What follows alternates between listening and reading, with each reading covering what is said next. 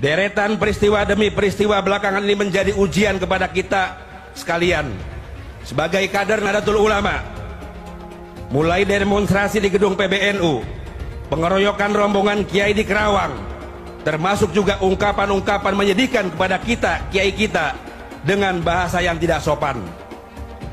Peristiwa ini semua merangsang kita sekalian untuk segera mengambil respon tindakan yang luhur dan terukur, tidak jalan sendiri-sendiri, disertai dengan komunikasi yang baik antara kita sekalian sebagai bentuk ketawaduan kita kepada para kiai dan PBNU. Cik, sebar bodoh lo Cik. Lebaran telah usai. Tanggal berapa, hari apa Zik? Perangnya Zik, Rizik. Siap-siap lo ya. Pribumi siap lo Cik, Rizik. Ayo Cik, budalkan gaskan Cik.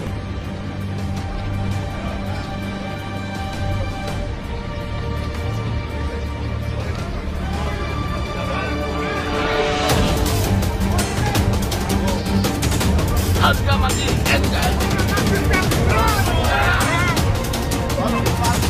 NKRI.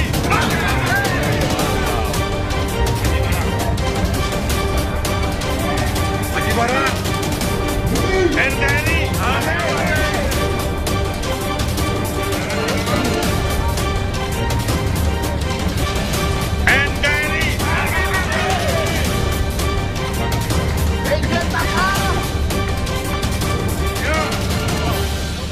Bangsa yang kita cintai ini dibikin gaduh oleh sekelompok orang yang mengaku keturunan Nabi Muhammad Sallallahu Alaihi Wasallam, mengaku-ngaku.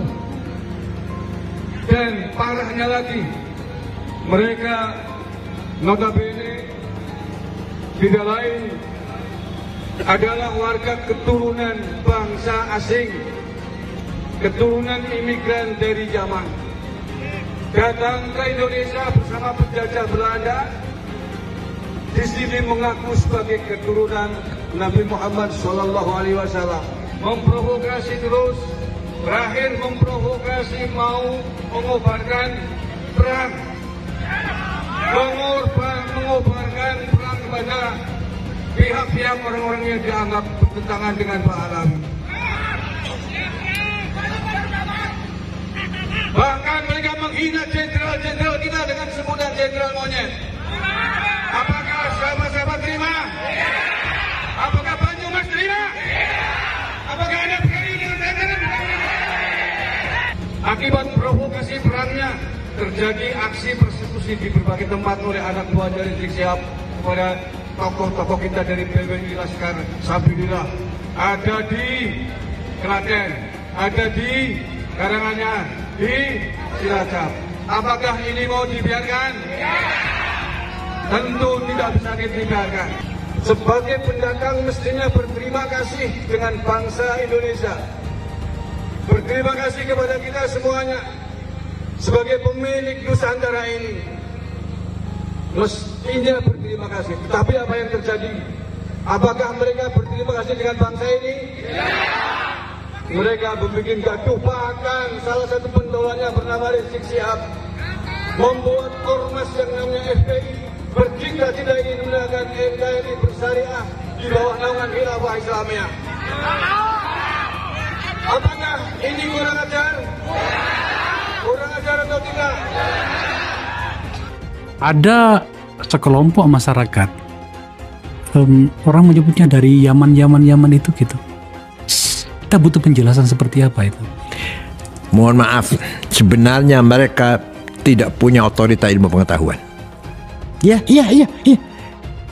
Silakan kalau ada musyawarah alim ulama. Apa ada dari mereka? Nggak ada. Tidak ada satupun keturunan Yaman yang mempunyai kemampuan seperti ini. Hanya mereka Habib keturunan Rasulullah di tengah masyarakat ngajak selawatan. Iya. Tapi kenapa masyarakat memberikan ruang kepada mereka? Dan mereka memanipulasi keturunan. Dalam rangka menyikapi pernyataan daripada saudara Rizik Syihab yang telah membuat provokasi, melakukan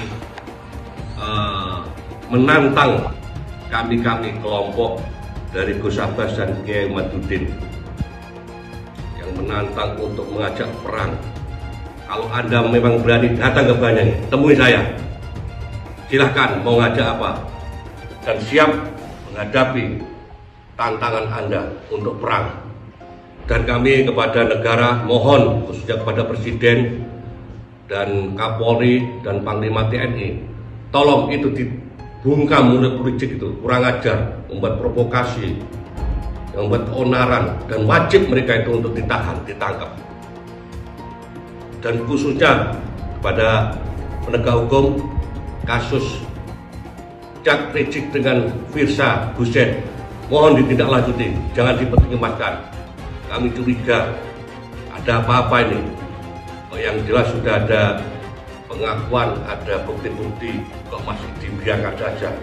Jika mereka mulutnya rusak, mengatakan kita ini kelompok monyet, ulama monyet. Emangnya kamu siapa? Kamu kan keturunan pendatang yang dihadirkan dari negara Yaman oleh VOC Belanda. Tolong negara Rizik itu segera ditangkap dan dideportasi, dikembalikan kepada Yaman. Kurang ajar membuat gaduh di negeri ini yang sudah damai tentram.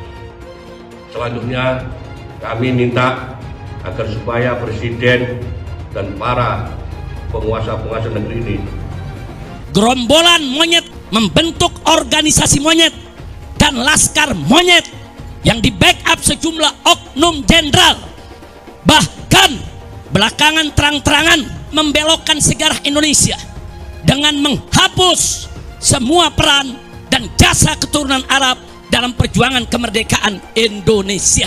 Dan dengkot gerombolan monyet laknat ini berani menyerang, menghina, dan memfitnah ulama besar Al-Imam Al-Habib Idrus bin Salim Al-Kufri radhiyallahu ta'ala anhu, bukan saja terhadap habaib dan keturunan Arab lainnya, tapi juga terhadap para muhibbin yang cinta ulama dan habaib. Kurang ajar, biadab mereka, saudara. Kepada Presiden Prabowo Subianto agar segera instruksikan Panglima TNI dan Kapolri untuk secepat-cepatnya gelar operasi pembasmian gerombolan monyet. Saya serukan kepada seluruh habaib dan keturunan Arab serta para muhibbin di Indonesia yang duduk di eksekutif, legislatif maupun yudikatif agar bergerak dan bertindak secara nyata, segera bubarkan organisasi monyet dan tangkap para pemimpin monyet beserta laskar monyetnya, serta pecat semua oknum yang jadi backing gerombolan monyet tersebut. Saya kalau bilang orang yang menista agama itu Ba'alawi, saya nggak bicara oknumnya ya, tapi memang kebanyakan dari Ba'alawi. Mereka menista agama, penistaan agama apa? Mereka mengatakan menuduh Nabi pernah ke Yaman, itu kan menista. Terus mengatakan Nabi pernah memberi mereka hadis di dalam mimpi. Sedangkan semua ahli sunnah imam empat mazhab mengatakan Nabi kalau sudah meninggal terputus itu wahyu. Saya tanya, hadis itu termasuk wahyu nggak? Gimana Pak Yai? Wahyu. Jadi Nabi meninggal wahyu terputus. Tapi kan Ba'alawi mengatakan saya mimpi saya dapat hadis dua. Yang pertama hadis masalah kopi. Hadis yang kedua siapa yang mencintai Ba'alawi masuk surga. Ya ini bikin hadis palsu, membikin mengaku kami dapat hadis dari Nabi, itu menistai Nabi nggak? Itu loh. Itu menista agama itu namanya. Terus juga ada Habib yang mengatakan Muhammad itu adalah itu Allah sendiri. Itu mereka kalau mau diproses, orang-orang ini diproses, penjarakan. Ahok baru satu kali ngomong saja langsung didemo habis-habisan gitu. Jadi kalau mau penjarakan penista agama, jangan Ahok aja yang dipenjarakan, Ba'alawi juga dipenjarakan karena mereka banyak menista agama. Jadi saya minta kepada pemerintah jangan diam aja gitu loh. Kita dituduh sekarang memecah belah. Terus mereka yang memecah belah selama ini ngadu domba sama pemerintah, antara masyarakat, suruh pemerintah demo sana sini, meninggal orang Nusantara di jalanan, di mana-mana. Siapa yang lebih mengadu domba? Kita apa mereka? Mereka. Ngaco aja bilang pecah belah. Iya karena dawer mereka berkurang. Alasan. Orang yang selalu membuat keonaran, tak suruh demo tiap hari nggak dibayar. katanya untuk bela agama Islam. Kemudian orang-orang kampung kita meninggalkan pekerjaannya, meninggalkan kegiatannya, suruh demo tiap hari. Dia yang dapat duit, orang-orang kampung kita yang kerjaannya acak-acakan, ekonominya murat-marit, istrinya muring. Tahu muring? Istrinya muring, ngambek, marah-marah karena dia jaga warung ditinggalin. Apa betul? Dia bertani, taninya macul tidak disempurnain. Dia jagain pancingan lele, pancingan lelenya ditinggalin. Kenapa? Suruh demo, suruh katanya membela agama, menurunkan antek-antek Cina, menurunkan antek-antek asing. Tapi ternyata perjuangan mereka semata-mata bukan untuk agama, bukan untuk rakyat, bukan untuk bangsa, tetapi untuk tingginya nama mereka sendiri dengan mengorbankan putra-putri Indonesia agar masa depannya acak-acakan, tetap miskin, melarat, tidak punya pekerjaan. Na'udzu. Ternyata di balik jubah dan di balik sorban Anda menyimpan hati yang sangat busuk, menyimpan adab yang sangat busuk. Begitu hinakah Kiai Nusantara di depanmu? Begitu rendahkah Kiai Nusantara di depanmu, hai para Baklawi? Sampai kalian diajak berjabatan tangan aja nggak mau. Kalian tuh di sini cuma numpang hidup, numpang makan. Hidup aja dari mereka kalian. Tapi kalian merendahkan mereka seperti itu. Adab kalian tuh di mana?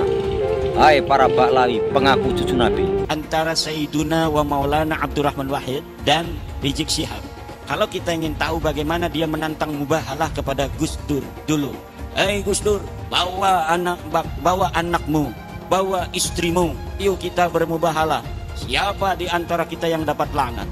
Kalau saya dalam kebenaran, maka kau akan mendapat laknat. Kalau kau dalam kebenaran, saya dan keluarga akan mendapat laknat. Gus Dur sudah meninggal apa belum? Gus Dur sudah wafat dan dunia menyaksikan Gus Dur wafat dalam keadaan mulia. Gus Dur wafat sebagai seorang presiden yang diiringi sampai liang kuburnya dengan penghormatan paling tinggi dari negara Republik Indonesia.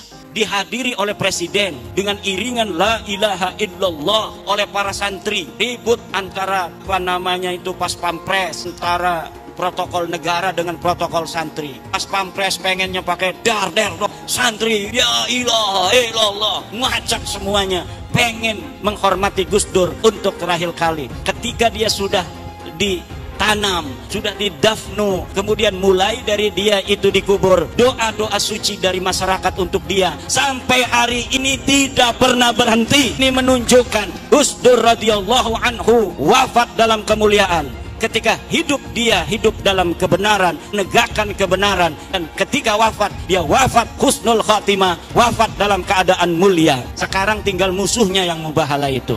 Kita akan saksikan yang berani bermubahalah dengan Gus Dur itu bagaimana akhir hidupnya. Hari ini alamannya sudah mulai nampak. Bagaimana setiap hari dia merendahkan dirinya dengan kehinaan, terus menuju titik nadir kehinaan yang paling hina dina. Terima kasih. Rizik itu adalah ikon penistaan terhadap Rasulullah. Bagaimana tidak, saudara?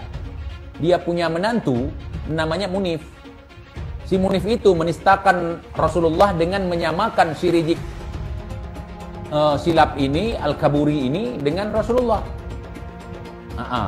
Rasulullah dibilang mirip akhlaknya. Rizik mirip akhlaknya dengan Rasulullah. Ataupun mewarisi, bukan mirip, mewarisi akhlak Rasulullah. Kemudian mewarisi jasad Rasulullah, saudara. Itu kan penghinaan terhadap Nabi. Akhlak si Rizik gimana, akhlak Rasulullah gimana, saudara? Jasad Rasulullah gimana, jasad si Rizik gimana ya? Ya akhwan. Saya ulang-ulang itu, biar kalian tidak terpana, tidak terkontaminasi dengan omongan si menantu, si Rizik laknatillah alaihim itu. Sementara hari ini kita bisa melihat si Rizik cebol ini. Mukanya hitam, hidungnya pesek, pipinya tembem, matanya belok. perutnya buncit, badannya pendek. Persis kayak celengan Semar. Celeng juga mirip.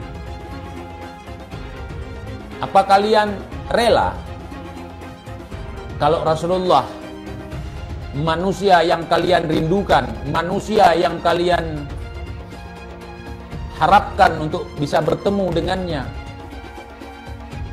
disamakan dengan si Rizik? Inilah para gerombolan sakit hati, gerombolan pemecah belah di negara ini. Orang-orang yang seperti ini seharusnya jangan dikasih panggung ataupun tempat untuk bersuara di negara ini. Karena apa? Karena inilah yang terjadi. Dia hanya koar-koar dan demo-demo, bukan untuk kemajuan di negara ini, tetapi untuk menghancurkan persatuan di negara ini. Inilah Habib Rizik. Anda itu malu, Pak Habib Rizik. Anda itu ulama gitu loh, atau Habib. Apakah cara Anda seperti itu mencerminkan sebagai Habib? Anda itu tidak lebih dari provokator gitu loh, tukang buat ribut, tukang buat gaduh di negara ini. Tolong banget. Yang seperti inilah seharusnya diamankan oleh pihak kepolisian. Karena apa? Ceramahnya tidak benar gitu loh. Kok bisa ceramahnya mengatakan hal-hal jelek seperti itu? Ya kalau memang Pak Habib Rizik tidak suka di negara ini, silakan keluar. Terbuka lebar ke pintu ini untuk Pak Habib Rizik keluar dari negara ini. Jangan suka mengacaukan persatuan di negara ini. Anda itu pemecah belah gitu, tukang buat ribut di negara ini. Sangat memalukan sifat Anda itu. Habis pikir melihat tingkah laku Anda, Pak Habib Rizik. Seharusnya orang-orang seperti inilah jangan diberikan panggung untuk bersuara di negara ini. Karena inilah yang terjadi, hanya buat ribut dan gaduh. Dia bukan cucu Nabi, dilihat dari hasil tes DNA yang sudah ada. 180 orang sudah tes DNA. Dan tes DNA-nya menunjukkan haplogrup mereka itu G. Sedangkan keturunan Nabi menurut para ahli harus mempunyai ciri kode genetik haplogrup J1. Sesuai dengan para keturunan Nabi yang sudah tes DNA di seluruh dunia Islam. Mulai Saudi, Al-Abdali, Al-Auni, Al-Jamajizah, kemudian di Yordan, Al-Hashimi, di Maroko, di Yaman itu. Di Yaman itu ada yang bukan Pahlawi, namanya Zaidi, Rasi, atau Batoba, Al-Jailani.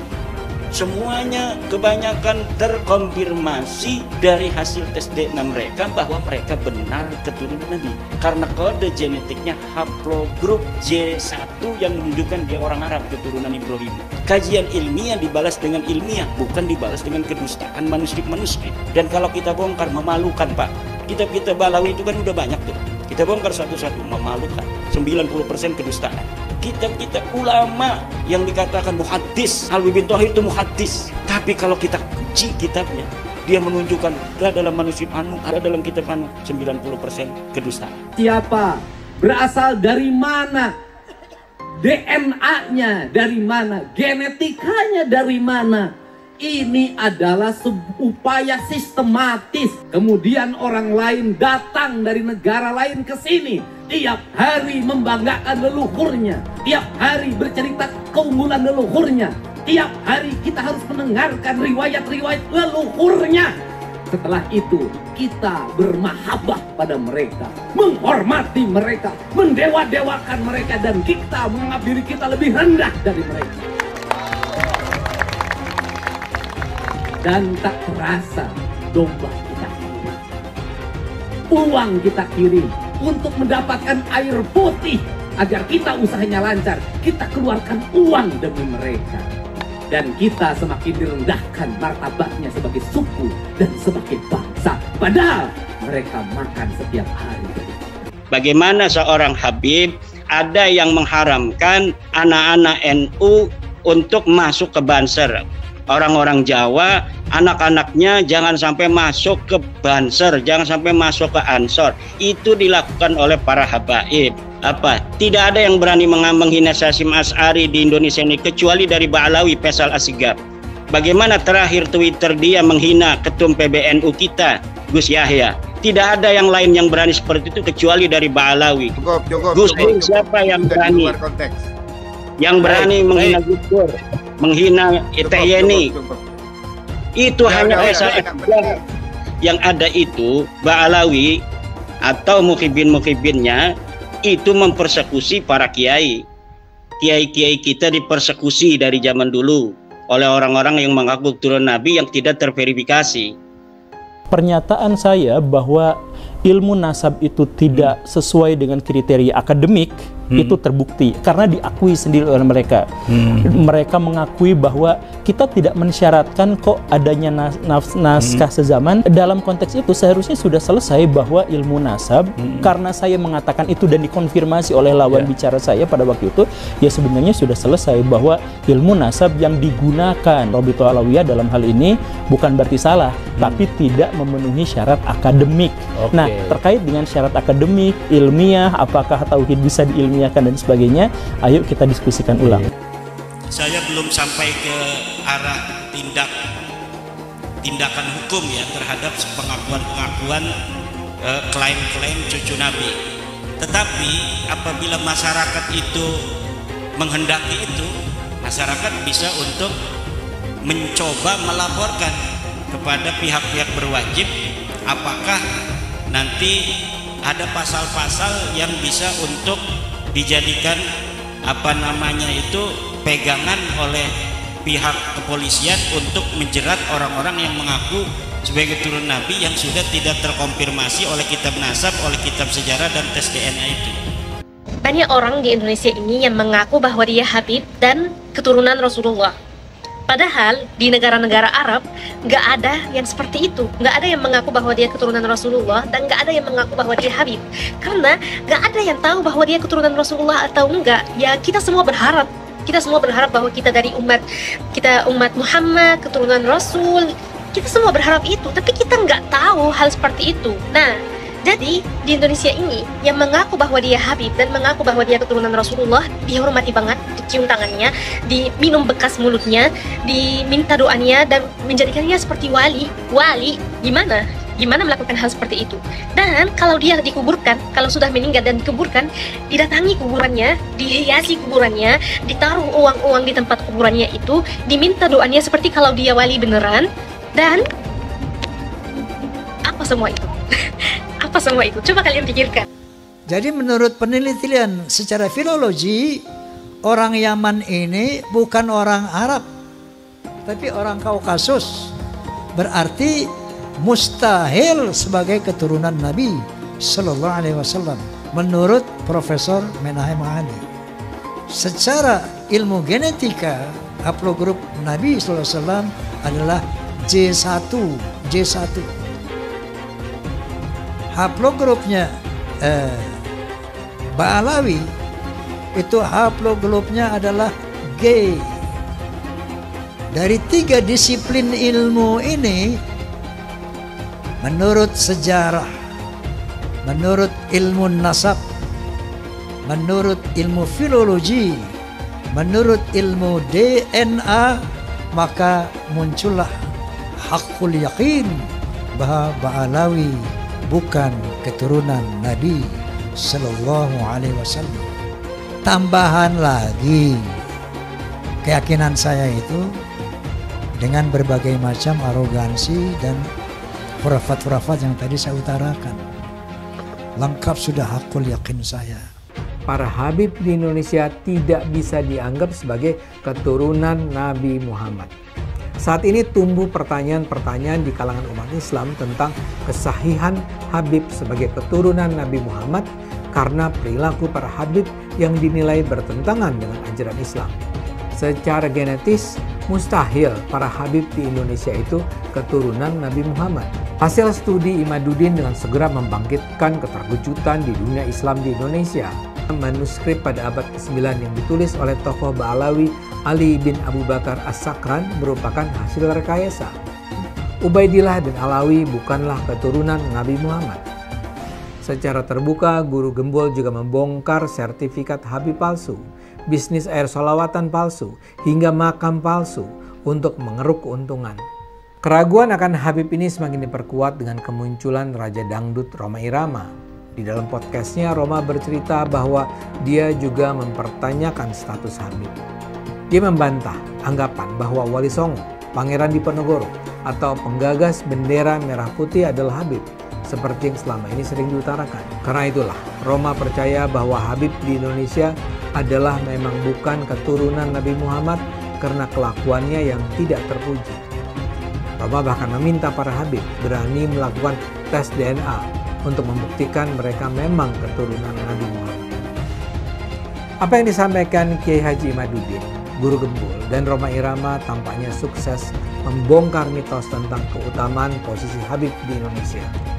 Buat saya, apa yang terjadi ini adalah berkah bagi Indonesia. Sudah saatnya masyarakat Indonesia tidak lagi percaya pada mitos-mitos tentang Habib sebagai keturunan Nabi yang suci. Selamat tinggal mitos, selamat datang akal sehat. Imigran Yaman, ayo kita deportasi mereka dan lain sebagainya. Kenapa muncul sentimen-sentimen yang seperti itu? Pihak orang-orang dari kalangan habaib gagal untuk menunjukkan bahwa kami itu baik, rahmatan lil alamin, gagal untuk menyampaikan itu ke publik karena yang ditampilkan itu apa? Kekerasan atas nama habaib, bahwa kami itu boleh melakukan persekusi. Bahkan Pak Habib Bahar bin Smith di pengadilan, ketika beliau sedang diadili, kemudian ada saksi dan kemudian beliau mengatakan, kamu tahu nggak siapa saya? Saya adalah keturunan Nabi. Kalau kakek saya begini, kamu tahu kakek saya seperti ini, kenapa kamu memberatkan? Kamu membuat kesaksian yang memberatkan pada saya. Itu kan sebenarnya menyakiti kaum muslimin. Karena ada orang yang melakukan kekerasan atas nama Nabi, diadili tapi minta privilege. Siapa yang melakukan itu? Golongan habaib. Yang pertama kali masalah nasionalisme saya ya, rasa kebanggaan saya terhadap Indonesia itu ternodai oleh sikap-sikap beberapa habaib. Baklawi kalau bagi saya bukan gitu ya, bukan turunan Nabi karena dari filologi jelas ya, kemudian dari historik jelas, kemudian juga DNA yang terakhir itu. Saya kemudian tersinggung dari itu ketika peran ulama-ulama Indonesia dan para pejuang Indonesia itu diremehkan. Misalnya cerita bahwa proklamasi kemerdekaan Mei 17 Agustus itu karena bisikan Habib tertentu kepada Bung Karno, itu kan tidak pernah ada dalam cerita itu. Tidak ada Habib, cerita Habib ini tidak pernah ada di dalam sejarah kecuali dulu menjadi Usman Yahya itu menjadi muftinya Belanda yang mengharamkan kita melawan Belanda. Justru itu Habib yang jelas itu tertulis dalam sejarah. Kalau Habib berbisik ke Bung Karno kapan? Dan tidak pernah ada cerita itu. Nah kalau sekarang lalu Habib, lalu para pejuang dihabibkan semua kan, Diponegoro, siapa lagi? Imam Bonjol. Wah itu kebanggaan orang Jawa loh, Diponegoro itu. Lalu dihabibkan. Habib dari mana? Ya Habib dari mana? Gitu. Nggak ada sejarahnya. Saya nggak tahu ya Habib siapa ya yang ikut-ikut begitu itu. Berjuang kemerdekaan Indonesia itu. Jangan lupa umat Islam di jagat raya salatnya tidak akan diterima oleh Allah Subhanahu wa taala kalau tidak mau mendoakan Habib. Umat Islam mulai gaya, mulai mengkoreksi Habibnya, mulai mengkoreksi ulama-ulama dari anak cucu Nabi Muhammad SAW. Orang yang seperti itu mirip dengan iblis. Sekarang yang bilang belajar tuh ke Habib, jangan ke yang lain supaya tidak sesat. Nah, kalau Habibnya blow on, kalau Habibnya sesat gimana? Emang nggak ada Habib yang sesat? Nggak ada. Itu Habib yang jadi antek Belanda banyak dulu.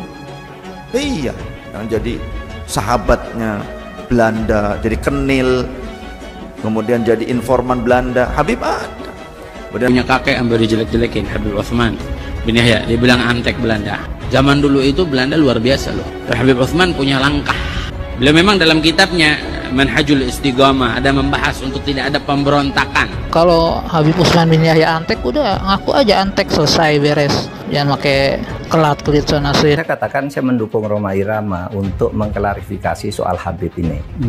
Karena saya terganggu dan tersinggung terhadap perkembangan ini sesudah saya melihat tiap mau tidur saya lihat YouTube pertengkaran Rhoma Irama, Imaduddin, Gus Abbas dengan para habaib itu luar biasa, menimbulkan pro kontra. Lalu saya lihat apa sih masalahnya?